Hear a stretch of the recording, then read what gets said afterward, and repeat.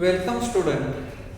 आज आपण इलेक्ट्रोकेमिस्ट्री या टॉपिक मधला थर्मोडायनामिक्स ऑफ गॅल्व्हॅनिक सेल हा भाग पाहणार आहोत.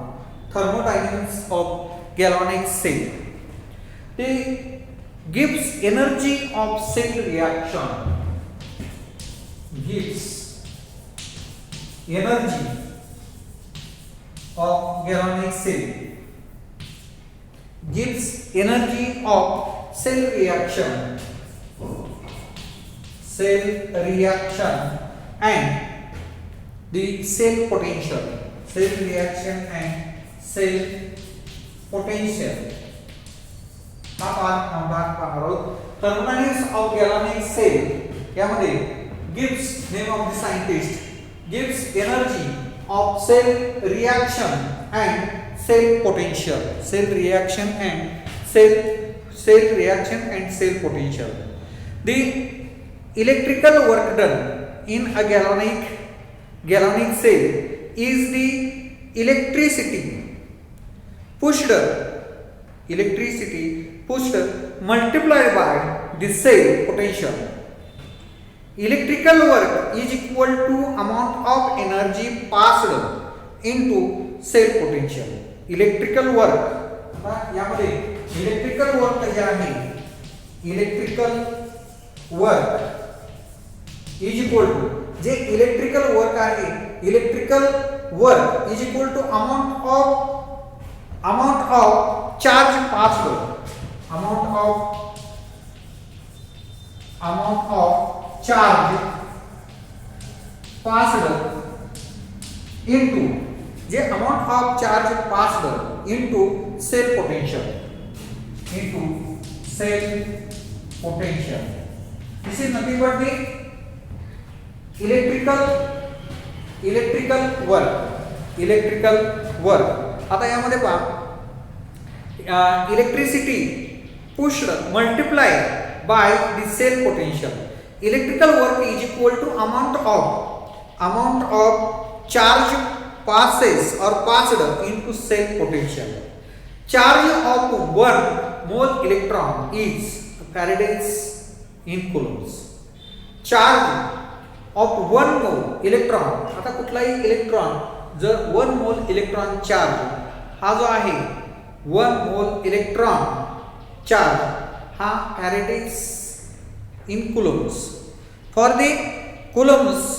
For the cell reaction involves the n mole of electrons. Charge passed is equal to n into m coulombs. Charge passed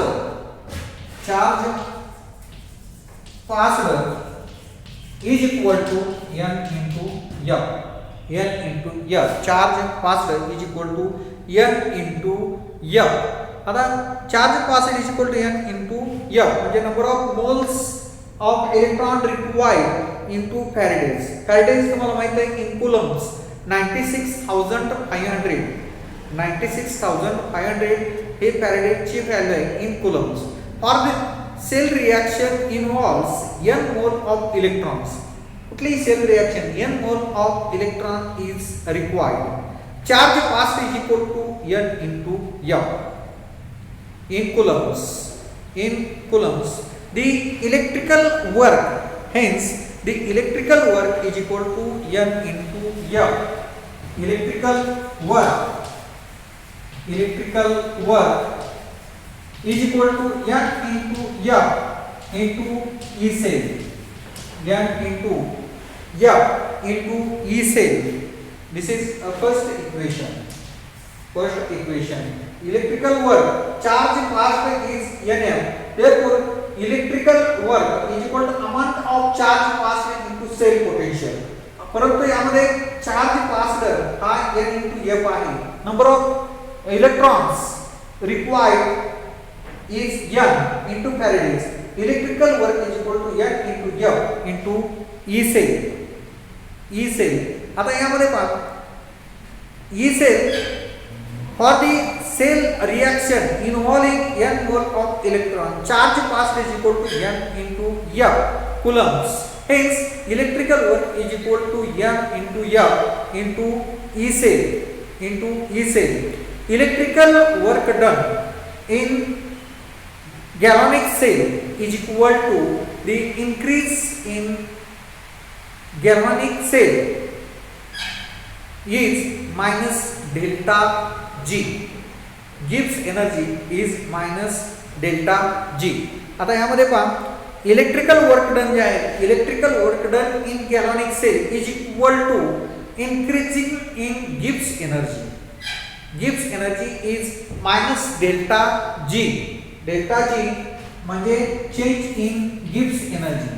change in Gibbs energy increases and thus minus delta G is equal to N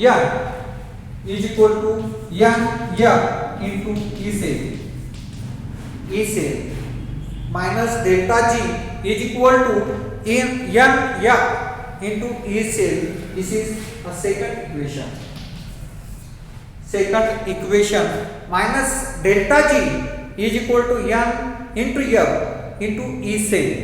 Okay, delta G is equal to आता हेच equation जे आहे minus sign आपण delta G is equal to minus n F E cell minus n F E cell delta G. Okay, delta G is equal to minus delta G is equal to minus n F E cell. ठीक आहे, this is another equation. Under standard condition we write. आता जर हे standard कंडिशनला जर असेल तर हे स्टँडर्ड कंडिशनला आपण delta G zero is equal to minus n F E zero cell. Standard कंडिशनला Gibbs energy change in Gibbs energy standard Gibbs energy is equal to minus n F into E zero cell E cell और E0 sale और E0 sale potential. Wear आता E0 sale जे आहे ही intensive properties आहे. E0 sale ही intensive properties आहे. Delta G0 हे extensive properties आहे. ही extensive properties आहे, ही इंटेन्सिव्ह प्रॉपर्टीज आहे. इंटेन्सिव्ह G0 जे आहे E0 सेल ही इंटेन्सिव्ह प्रॉपर्टीज आहे आणि डेल्टा G0 ही एक्सटेन्सिव्ह प्रॉपर्टीज आहे. Since its value depends on the amount of substance. If the stoichiometric equation of the redox reaction is multi amount of substance. If the stoichiometric equation of redox reaction is जे redox equation आहे ते equation आपण जर पाहिलं तर त्या redox इक्वेशनला multiplied by V2 amount of substance oxidizes और reduces are double. Delta G0 also double. Delta G0 also double. Therefore G0 cell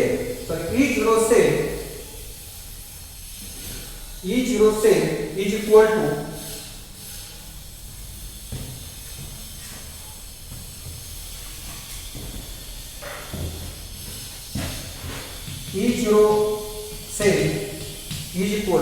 E0 cell is equal to delta G0 upon Na. आता यामध्ये there becomes E0 cell is equal to आता हे double केलेलं आहे म्हणून त्या ठिकाणी E0 sale जे आहे E0 cell is equal to 2 into delta G0 upon 2 NF. Delta G0 is equal to 2 delta G0 upon 2 NF is equal to आता यामध्ये याचं चेंज काही होत नाही म्हणून delta G0 upon NF. Delta G0 upon NF. आता यामध्ये E0 cell remains the same.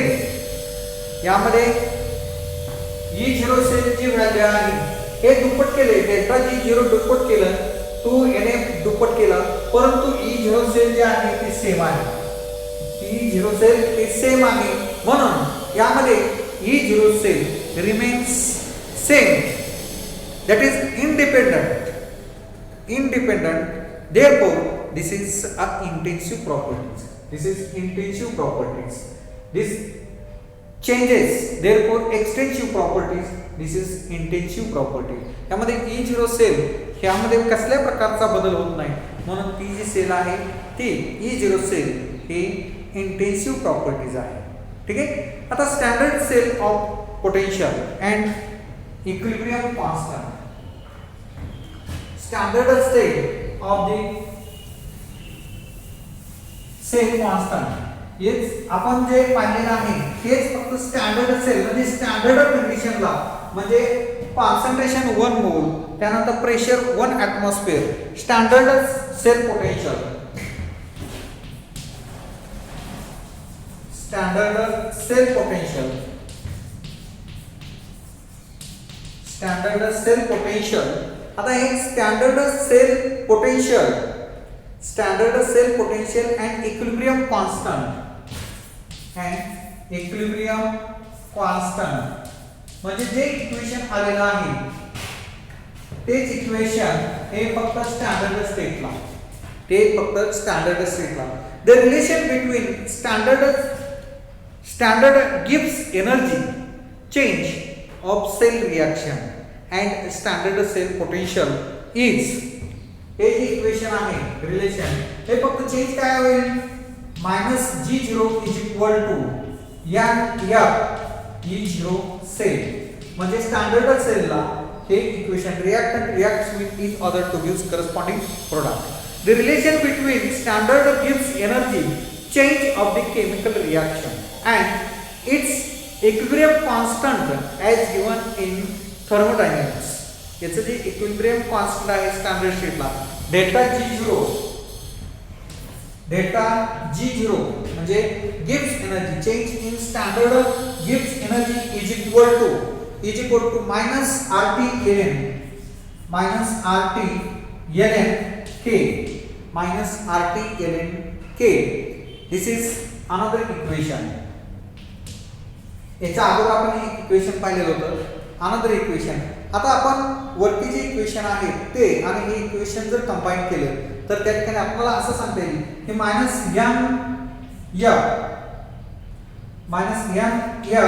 E0 cell minus E0 cell is equal to -RT ln K. आता हेच इक्वेशन और delta G0 is equal to E0 cell. आता हे equation delta G0 आणि delta G0 हे equal आहे म्हणून -NF E0 cell is equal to -RT ln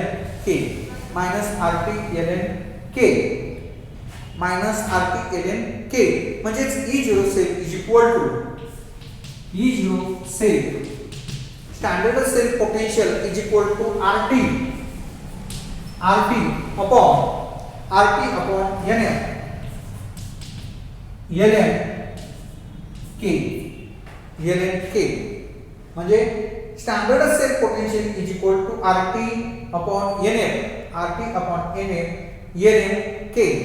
आता यामध्ये हे ln काढण्यासाठी आपण काय करतो 2.303 RT हे त्या ठिकाणी सबस्टिट्यूट करतो म्हणून E0 cell is equal to 2.303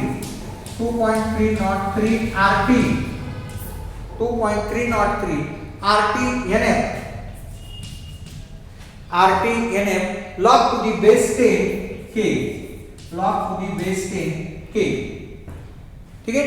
आता यामध्ये हे आपण कॅल्क्युलेशन केलेलं आहे याच्या अगोदरच्या लेक्चरला. यामध्ये R म्हणजे काय आहे गॅस कॉन्स्टंट आहे. T म्हणजे काय आहे स्टँडर्ड टेम्परेचर किती 25 डिग्री सेल्सिअस. हे जर केल्विन मध्ये केलं तर किती 298 केल्विन. त्यानंतर N म्हणजे काय number of electrons required number of moles of electron required. F म्हणजे काय आहे फॅरेडेची व्हॅल्यू किती आहे 96,500.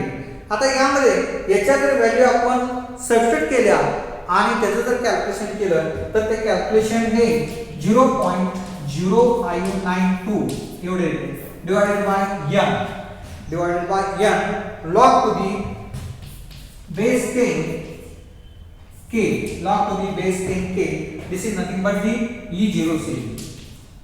E0 cell is equal to 0.0592 upon n log to the base 10 k at 25 degrees Celsius. At 25 degrees Celsius, where the n is number of moles of electron required. K is equilibrium constant. K is equilibrium constant. आता यामध्ये तुम्हाला problem, याच्यावर सुद्धा problem विचारला जातो आणि तो problem एक 2 मार्काला वगैरे प्रॉब्लेम विचारण्याची शक्यता असते.